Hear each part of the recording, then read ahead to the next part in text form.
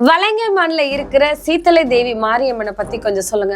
அங்க பார்த்தா வந்து ரொம்ப ஒரு புதுசா இருக்கும். எல்லாரும் என்னது பாடக்கட்டி அங்க வந்துட்டு அவங்களோட வேண்டுதலை நிறைவேற்றிக்கிறாங்களா, பாடக்கட்டி செத்தது மாதிரியே படுத்து தூக்கிட்டு போவாங்க. அந்த மாதிரி நிறைய விஷயங்கள் பார்த்திருப்பாங்க. அப்படி ஏன் பண்றாங்க, அது எதுக்கு பண்றாங்கன்னு மக்களுக்கு தெளிவா சொல்லுங்க. இது ஒரு நேயர் கேட்க சொன்னதுதான். சோ அதை பத்தி நீங்க தெளிவா சொல்லுங்க. உள்ள போய் பார்த்தா குழந்தை மட்டும் அழுதுட்டே இருக்கு. கோபமால் போய் உடனே குழந்தைய தூக்குன உடனே அந்த குழந்தை அழுகைய நின்றுச்சு. எல்லாருக்கும் அந்த குழந்தைய பார்த்தா அவ்வளவு அழகா இருக்கு. முடியல, நான் வளர்க்குறேன்னு சண்டை வருது. சண்டையோட முடிவுல என்ன தீர்ப்பாதான் இந்த ஊரோட நாட்டாம வளர்த்துருவாரு குழந்தைய. ஒரு அந்த குழந்தை ஒரு 7.5 வயசுல இறந்து போயிருக்கு. ஆனா அந்த குழந்தை மாரியம்மன், அந்த குழந்தை தான் மாரியம்மன். அது மக்களுக்கு தெரியல. ஆமா, சாவு வீட்டுல எப்படி சாமி வரும்ன்ற ஒரு இதுல யாரா இருந்தாலும் யோசிப்பாங்க. அதுக்கப்புறம் என்ன ஆயிடுது, எல்லாரும் வந்து அந்த போய் கும்பிட எந்தெந்த ஃபேமிலிக்குலாம் அம்மா பிடிச்சோ அம்மா குறையுது. உண்மைக்குமே நடந்த கதையா? உண்மையாக நடந்த கதை. இன்னமும் அந்த இடத்துல வந்து அந்த எலும்பு கூடுகள்லாம் இருக்கு அந்த கோயில் கீழே இருக்கு. ஸோ அதுக்கப்புறமா அங்க ஒரு ஷீட்டு போட்டு கும்பிடுறாங்க. அதுக்கப்புறம் நல்ல ரீச் ஆகுது, நல்ல வளங்கள் ஆரம்பிக்குது, விவசாயம் செழிக்குது.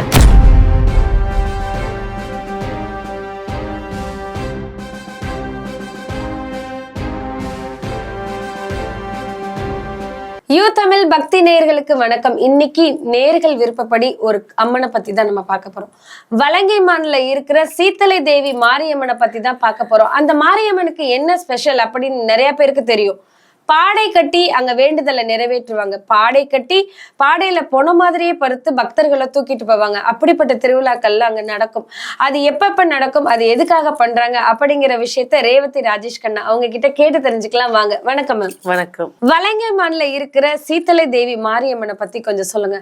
அங்க பார்த்தா வந்து ரொம்ப ஒரு புதுசா இருக்கும். எல்லாரும் என்னது பாடக்கட்டி அங்க வந்துட்டு அவங்களோட வேண்டுதலை நிறைவேற்றிக்கிறாங்களா, பாடக்கட்டி செத்தது மாதிரியே படுத்து தூக்கிட்டு போவாங்க. அந்த மாதிரி நிறைய விஷயங்கள் பார்த்திருப்பாங்க. அப்படி ஏன் பண்றாங்க, அது எதுக்கு பண்றாங்கன்னு மக்களுக்கு தெளிவா சொல்லுங்க. இது ஒரு நேயர் கேட்க சொன்னதுதான். சோ அதை பத்தி நீங்க தெளிவா சொல்லுங்க. ஸோ இன்னைக்கு பேச போற ஒரு தலைப்பு அப்படின்னு பாத்தீங்கன்னாக்கா, வலங்கைமான் ஸ்ரீ மகா சீத்தல தேவி மாரியம்மன். சரி, இப்ப இந்த மாரியம்மனுடைய கதை வந்து பாத்தீங்கன்னா ஒரு 300 ஆண்டுகளுக்கு முன்னாடி காலக்கொண்டார் கோபம்மாள் ஒரு ஃபேமிலி இருக்காங்க. இவங்க வந்து பாத்தீங்கன்னா காலக்கொண்டார்ன்றவர் வந்து விவசாயம். அதுல கோபம்மாள் வந்து பாருங்க, அந்த நூற்றாண்டுல அவங்க வந்து ஊரு விட்டு ஊரு போய் ஸ்நாக்ஸ் சேல்ஸ் பண்றவங்க. லட்டு, முறுக்கு இதெல்லாம் எடுத்துட்டு போய் சேல்ஸ் பண்றவங்க. 2 பேருமே இறை பக்தியில ரொம்ப மிச்சினவங்க. எல்லை தெய்வம் குலதெய்வத்தை வந்து அவங்க வர்ஷிப் பண்ணாம காலையில அந்த ஏற்கலப்பி அவர் பிடிக்கும் போது அவரோட குலதெய்வத்தை கும்பிட்டுட்டு தான் பண்ணக்கூடியவர். அம்பாள் பக்தரும் அவரு. ஸோ இந்த மாதிரி நடந்துட்டு இருக்கும் போது கோபம்மாள் வந்து சொல்லிட்டு போறாங்க, நான் அந்த அடுத்த ஊர்ல போய் வித்துட்டு வரேன்னு போது இவங்க போறாங்க.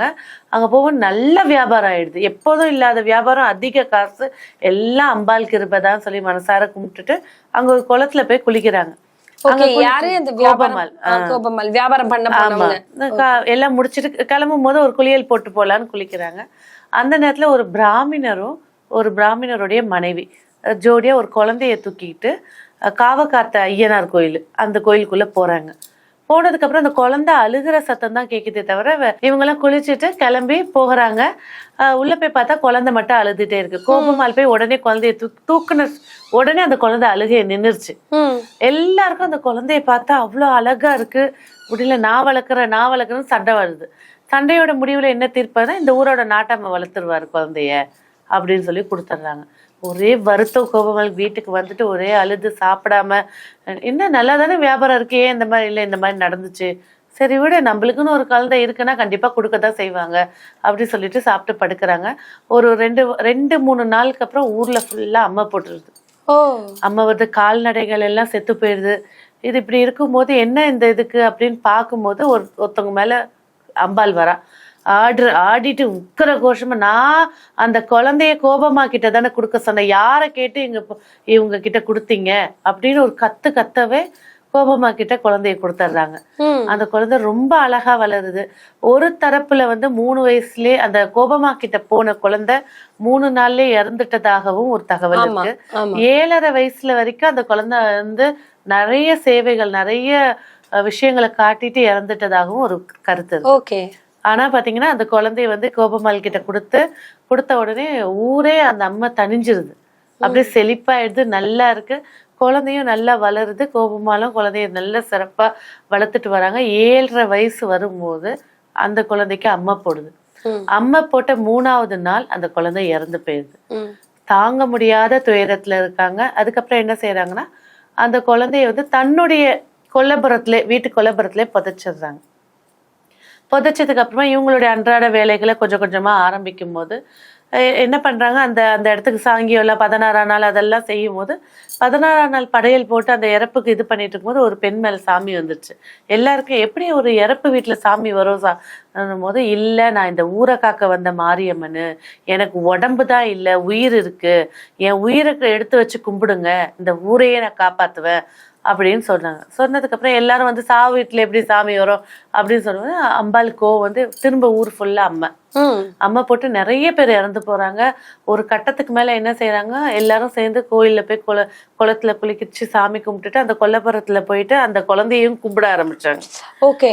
ஒரு கட்டத்துல குழந்தை ஒரு 7.5 வயசுல இறந்து போயிருச்சு. ஆனா அந்த குழந்தை மாரியம்மன், அந்த குழந்தைதான் மாரியம்மன், அது மக்களுக்கு தெரியல. ஆமா. சாவு வீட்டுல எப்படி சாமி வரும்ன்ற ஒரு இதுல யாரா இருந்தாலும் யோசிப்பாங்க. அதுக்கப்புறம் என்ன ஆயிடுது, எல்லாரும் வந்து அந்த போய் கும்பிட எந்தெந்த ஃபேமிலிக்கு எல்லாம் அம்மை போட்டுச்சோ அம்மை குறையுது. அதுக்கப்புறமா தான் உணர்றாங்க, வந்தது அம்பாளு மகமாயி வந்திருக்கா, அவ நம்ம ஊரை காப்பாத்துறதுக்காக வந்திருக்கா, கோபமாளுடைய பொண்ணா மாறி நம்மளுக்கு வந்திருக்கா அப்படின்னு சொல்லி இந்த தகவல் தெரிஞ்சதுக்கு அப்புறமா அந்த சமாதி இருக்கக்கூடிய இடத்துலதான் இந்த கோவிலே இருக்கு.